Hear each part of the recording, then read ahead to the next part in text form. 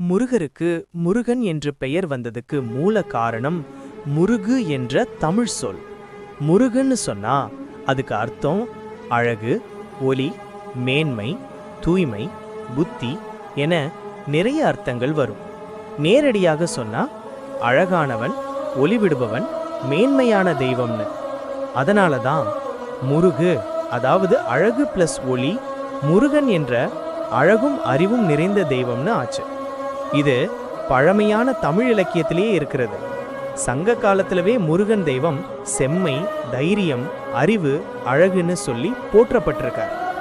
இன்னொரு லெவல் தகவல் என்னன்னா, முருகரோட சக்தி, காந்தம், தைரியம், அன்பு எல்லாமே ஒரு ஒளி போல இருக்கும்.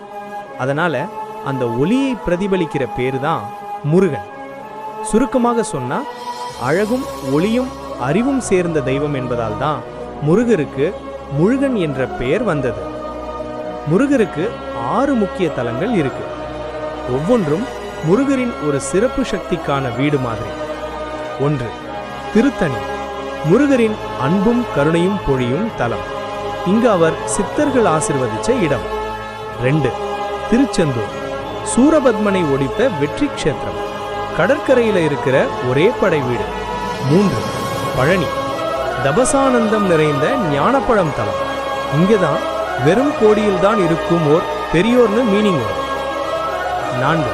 சுவாமிமலை, இங்கேதான் முருகன் சிவபெருமானுக்கு பிரணவ மந்திரத்தின் அர்த்தத்தை உபதேசம் பண்ணினார். 5. பழமுதிர்ச்சோலை, காடு, இயற்கை, அழகு கலந்து இருக்கும் அன்பு அமைதி தலம். 6. திருப்பரங்குன்றம், இங்கேதான் முருகன் தேவயானையை கல்யாணம் செய்தார். கல்யாண சக்தி உள்ள தலம்.